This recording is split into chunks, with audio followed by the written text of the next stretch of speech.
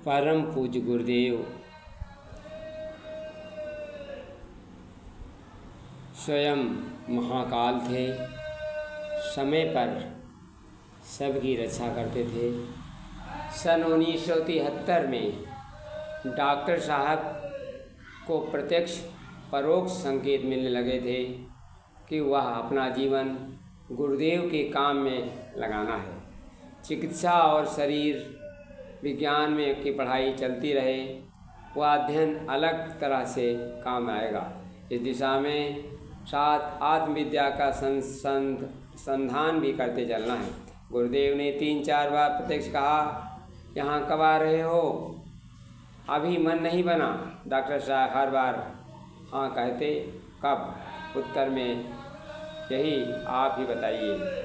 3 साल तक अलग अलग तरह से इन्हीं बिंदुओं पर इर्द गिर्द गतिविधियाँ चलती रहीं।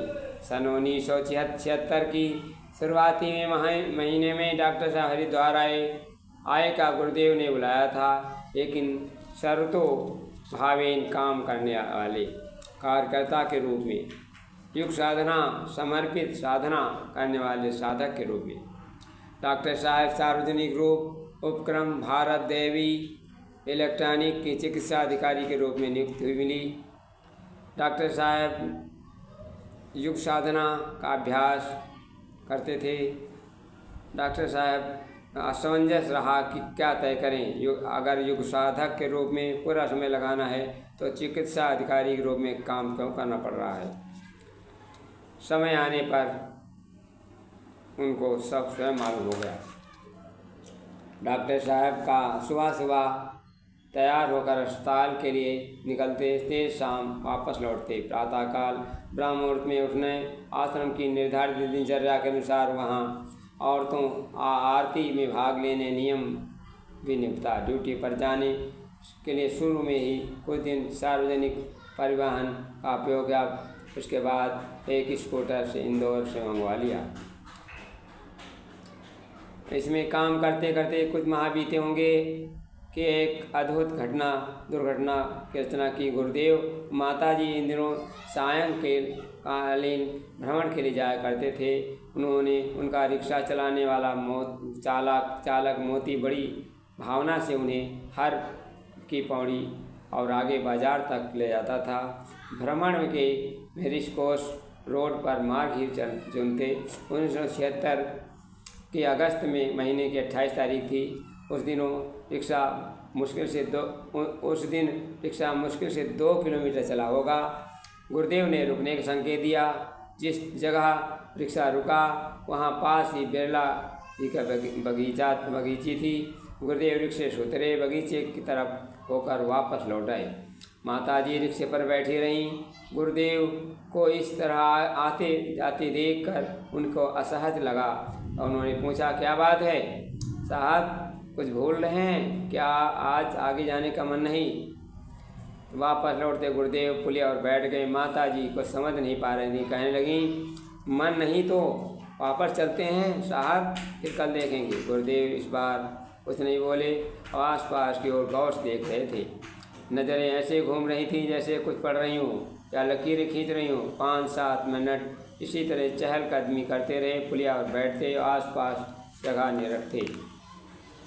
माताजी यह सब करते हुए अपलक देख रही थीं। उस समय सभी और देखभाल चहलकदमी कर गुरुदेव रिक्शे पर पास आए। बोले, चलो मोती, अब आगे नहीं जाएंगे। माताजी कुछ नहीं समझ पाई, वे चुप रहीं। रिक्शा आगे नहीं बढ़ा। गुरुदेव उस जगह से संस्कार आदि के बारे में बताते, सामान्य विचारों पर कुछ कहने लगे।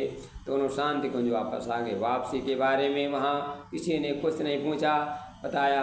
और गुरुदेव मुख्य द्वार से पास खड़े हुए कुछ कार्यकर्ता जरूर आश्चर्य में पड़ गए कि गुरुदेव माताजी इतनी जल्दी वापस कैसे आ गए।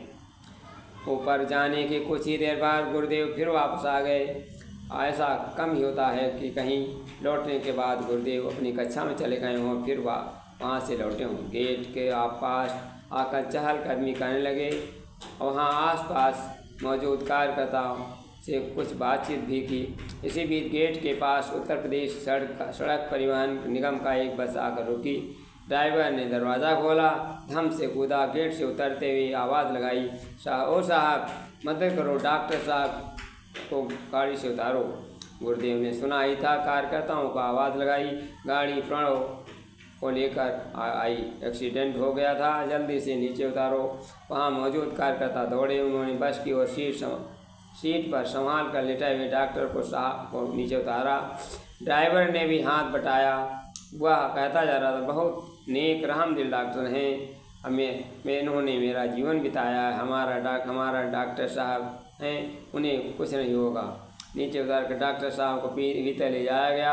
आसपास चिकित्सा सुविधाएं उपलब्ध थीं, उनका प्रबंध किया गया। मौजूद डॉक्टरों ने डॉक्टर की चोटें देखकर कहा, नुकसान दिखाई नहीं दे रहा है, लेकिन दुर्घटना बड़ी घातक है, चोटें भीतरी हैं। वहाँ मौजूद डॉक्टरों की राय से डॉक्टर साहब BHL अस्पताल में भर्ती कराया गया। प्राथमिक जरूरी चिकित्सा हुई तो, लेकिन डॉक्टर ने कहा यह इलाज यहाँ न कराएं, साधन बहुत कम है, बेहतर होगा दिल्ली ले जाएं। गुरुदेव ने कहा, नहीं, दिल्ली ले जाने की सलाह नहीं है, आप इन्हें भोपाल ले जाओ। जी दीदी उन दिनों इंदौर में रह रही थी, उन्हें माँ और पिताजी से पता चला, तीनों पहले गाड़ी से दौड़ चले आए। अब तब तक डॉक्टर साहब चिकित्सकों की देख रेख भोपाल ले जाया गया। ले जाते हुए गुरुदेव ने वीरेश्वर को साथ में कर दिया, कहा उपचार होने तक, वापस ठीक होकर यहाँ आने तक प्रणव के साथ रहना। घटना के 10 दिन बाद 7 सितंबर को भोपाल में डॉक्टर साहब ऑपरेशन हुआ। करीब 3 सप्ताह वहाँ रहे, वापस लौटे तो लगा रोम रोम में नया जीवन संचित हो रहा है। शांत कुंज आते ही गुरुदेव के पास प्रणाम किया, पहुँचे। गुरुदेव ने सिर पर हाथ रखकर कहा, मैं अब कह सकता हूँ कि तुम कहीं की जाने की जरूरत नहीं है, ना ही कोई नौकरी करना। 2 साल के से भगवान का काम करने के लिए कहता हूँ, पर मुझे लगता था शायद नए जीवन में ही संभव हो सकेगा, उसके लिए फिर से जन्म लेने का इंतजार करना पड़ता है, लेकिन महाकाल ने तुम्हें नया जीवन दिया है। गुरुदेव ने यह कहा, डॉक्टर साहब की स्मृतियों में दृश्य भर आए तो भोपाल में चिकित्सा उपचार के दौरान दिखाई दिए थे। गुरुदेव, माताजी, अखंड दीपक, हिमालय, दादा गुरु, सूक्ष्मों के गुणता, गायत्री मंत्र और स्वयं के वाचक ओम की ध्वनि याद नहीं आ रहा था। इस शरीर में किस किस हिस्से में अस्थियाँ शिराएँ बन जाएँ चल आई, स्वस्थ सबल रक्षा उद्देश्यपूर्ण नया जीवन देख रहे थे।